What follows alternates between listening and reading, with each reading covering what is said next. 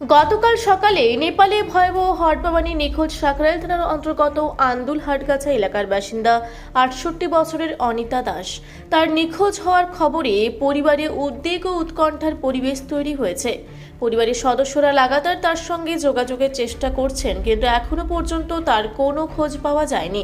পরিবারের সদস্যরা জানিয়েছেন, গত ২১শে আগস্ট অনিতা দাস কলকাতার একটি ট্যুরিস্ট এজেন্সির মাধ্যমে কৈলাস মানস সরোবর যাত্রার উদ্দেশ্যে রওনা হয়েছিলেন।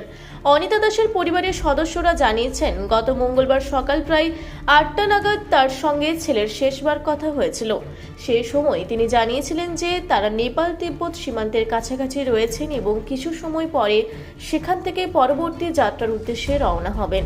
কিন্তু গতকাল নেপালে ভয়াবহ জলপ্রলয় ও প্রাকৃতিক বিপর্যয়ের খবর সামনে আসার পর থেকেই পরিবারের উদ্বেগ আরও বেড়ে যায়। পরিবারের সদস্যরা অনিতা দাসের সঙ্গে যোগাযোগের চেষ্টা করলে তার ফোন পাওয়া যায়নি। এদিকে বৃহস্পতিবার সকালে সাকরাইল থানার পুলিশ আধিকারিকরা অনিতা দাসের বাড়িতে পৌঁছে পরিবারের সদস্যদের সঙ্গে কথা বলেন। পুলিশ আধিকারিকরা পরিবারকে জানিয়েছেন যে অনিতা দাসের খোঁজ চলছে এবং কোনো তথ্য পাওয়া গেলে পরিবারকে জানানো হবে। এর পাশাপাশি পরিবার ভবানী ভবনের সঙ্গেও যোগাযোগ করেছে। সাকরাইল থানার পুলিশের পক্ষ থেকে পরিবারের সদস্যদের কাছেও আবেদন করা হয়েছে যে কোনো সূত্রে অনিতা দাস সম্পর্কে তথ্য পেলে যেন তারা অবিলম্বে পুলিশের সঙ্গে যোগাযোগ করেন। সবাই দিদি, অনিতা দাস কে হন আপনার? কবে নেপালে গেছে? আমার বড় যা হন ২১ তারিখে, এই মাসে ২১ তারিখে নেপালে গেছিলেন, স্টার্ট করেছিলেন। নেপালে কোথায় গেছিলেন? মানস সরোবরে কৈলাস দর্শন করতে। তারপরে গত পরশু দিনে সকাল ৮টায় ওর ছেলের সঙ্গে শেষ কথা হয়। উনি বলেন যে একটু পরে আমরা বেরোবো, অনেক অনেক মাইল যেতে হবে, বেশ কয়েক ঘন্টা রাস্তা। তারপরেই 10টার সময় ওই দুর্ঘটনাটা ঘটে। আপনাদের সঙ্গে কবে? আমি যাওয়ার আগেই কথা হয়েছে। কি কথাবার্তা হয়েছে? যাচ্ছি, চিন্তা লাগছে, যাবো। আচ্ছা, আপনি কার সঙ্গে গেছিলেন, কোথায় গেছিলেন? উনি একাই যান, জলজাই কোম্পানির সঙ্গে গেছিলেন। আচ্ছা, উনি একাই যান। ওখানে হ্যাঁ, ঘুরতে বেড়াতে গেছিলেন। ওর অনেকদিন থেকে যাওয়ার শখ ছিল। যোগাযোগ করা রিমোট জায়গা। ওর ছেলের সঙ্গে গত পরশু সকাল ৮টা পর্যন্ত খবর হয়েছে যে আমি বেরোবো, ব্যাস। তারপর আর কোনো খবর নেই। ছেলেও যোগাযোগ করতে পারেনি, আমরা যোগাযোগ করতে পারিনি। আর জলজায়ের ম্যানেজারকে ফোন করা হয়েছে, ওর ছেলে কথা বলেছে। তখন জলজায়ের যে হেড আর কি, উনি বলেছেন যে গতকাল ৮টা পর্যন্ত আমাদের দল ওই বর্ডারে ছিল, তারপর 10টায় ওই দুর্ঘটনা ঘটেছে। না, কোনো রকম চেষ্টা হয়েছে, ওরা জলজাই কোম্পানি থেকেও চেষ্টা করছে, কেউ কিছু করতে পারছে না। কোনো যোগাযোগ করা গেছে না। না, এখানে আমাদের স্থানীয় থানা থেকে এসেছিলেন, ওনারা থানার নম্বর দিয়ে গেছেন, বলেছেন যদি কোনো খবর পান তো আমাদের এই নম্বরে জানাবেন। আচ্ছা, তো আপনারা কি প্রশাসনকে আবার জানিয়েছেন? না, আমরা জানাইনি। ওনারা এসেছিলেন, থানা থেকে এসেছিলেন। আচ্ছা, ৩ জন এসেছিলেন। ওনারা বললেন যে আপনার যা মিসিং হয়ে গেছে অনিতা দাস, আমরা খোঁজ করছি, তবে আপনারা যদি কোনো খবর পান আমাদের এই থানায় ল্যান্ডলাইনে খবরটা দেবেন। আমি তো ছেলে যোগাযোগ করছে, ছেলে তো বলছে আমি যেহেতু আমাকে তো পারমিট করতে হবে, নেপাল বর্ডারের মধ্যে ঢুকে গেছে, পারমিট করতে হবে, আমাকে তো যাওয়া সম্ভব না।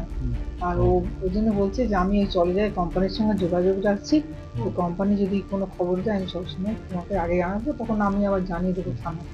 আচ্ছা, কতটা উদ্বেগে আছেন আপনারা? জীবন মৃত্যুর এখন বলতে পারছি না, তিনি বেঁচে আছেন কি চলে গেছেন, টেনশন লাগছে। আর যদি উনি বেঁচেও থাকেন, দুটো পা হাঁটু অপারেশন হয়েছিল, এমনি হাঁটার ক্ষমতাটা কম ছিল, সেটা চিন্তা হয় যে মানুষটা আর ভবিষ্যতে হেঁটে চলে বেড়াতে পারবে কিনা, এটাই চিন্তা হচ্ছে। অনেকে কিরকম ছিলেন? খুব স্পিরিট ছিল নাকি? নাহলে হ্যাঁ, প্রচন্ড স্পিরিট ছিল, আর বেড়াতে যাওয়া পাগল। হ্যাঁ, উনি সবাইকে উৎসাহ দিতেন, আমাকেও অনেক উৎসাহ দিয়েছেন। ওনার উৎসাহতে আমরা কেদারনাথ ঘুরে এলাম, মানে এরকম আর কি। নিজেও যেতেন এবং আমার সঙ্গে ঘুরতে খুব ইচ্ছে করতো যে তোমার সঙ্গে যাবো, কিন্তু আমার সুযোগ হয়নি আর যাওয়ার। ৬৮ বছর বয়সে মানস সরোবর যাচ্ছেন, মানে শারীরিক ব্যাপার, মানে ওনার কি কন্ডিশন সেরকম ছিল? না, কন্ডিশন সেরকম ছিল না, কিন্তু মানসিক জোর প্রচন্ড ছিল। উনি কি একাই যেতেন নাকি? হ্যাঁ, উনি দাদা মারা যাওয়ার পর থেকে উনি একাই যেতেন। একবার আমার মেয়ের সঙ্গে ঘুরেছে, মানে এরকম আর কি, মানে প্রত্যেকবারই যেতে প্রত্যেকবারে না, আমার মেয়ের সঙ্গে একবারই গেছে মেরাপুরটা। সরকারের কাছে কি দাবি সরকারের কাছে কি আপনাদের অনুরোধ কিছু থাকবে? ওনারা তো চেষ্টা করেন, ওনারা তো অনেক চেষ্টা করছেন, যেখানে আমরা যেতে পারবো না সেখানে ওনারা অনেক চেষ্টা করেন। ওনারা নিশ্চয়ই আমার চেয়ে ভালো চেষ্টা করবেন। আপনার নাম? আমার নাম হচ্ছে বিদিতা দাস। ওর ছোট যা হোক। কি বলবেন? অনিতা দেবী কবে গেছিলেন, কি খবর পেয়েছিলেন? 21 আগস্ট 21 আগস্ট রওনা হয়েছিল মিথিলা এক্সপ্রেসে রাহুল কেল্লা রসকাল যাবে বলে। তারপর ওখান থেকে 22 তারিখে নেপালে ঢুকেছিল। তারপর নেপাল থেকে তারপর ওরা এতে গিয়েছিল তিব্বত বর্ডারে, কোনো নেপালই ছিল, নেপাল আর তিব্বত বর্ডারে। গতকাল ওর ছেলের সঙ্গে কথা হলো, বললো যে সকাল 8টার সময় ওর কথা হয়েছে, মা এখনো বেরোয়নি, 10 তারিখে টিমটা বেরোবে, তিব্বতে ঢুকবে। তারপর তো 10টার সময়, গতকাল 10টায় এই অঘটনটা ঘটলো। তারপর থেকে ওর ছেলেও কোনো খবরাখবর পাচ্ছে না। যোগাযোগ করেছে? যোগাযোগ করার চেষ্টা নানাভাবে করছে ছেলে। মোবাইলে না, মোবাইল তো বন্ধ হয়ে আছে, সুইচ অফ। চলজাইকে ফোন করছে, চলজাই বলছে আমরাও কোনো খবর পাচ্ছি না। কিছু আশঙ্কা করছে? আশঙ্কা মানে বেঁচে থাকলেও সে কি অবস্থায় আছে জানি না। এখন নিখোঁজ থানা থেকে বলে গেল উনি মিসিং আছেন। 8টার সময় বলে গেল থানা থেকে মিসিং আছে। উদ্বেগে আছেন আপনারা? খুবই উদ্বেগে আছি। ওর একটি ছেলে। আপনার কি হয়?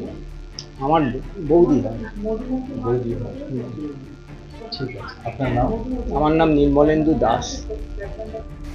হাওড়া থেকে মণিশঙ্কর বিশ্বাসের রিপোর্ট, রূপসী বাংলা মিডিয়া।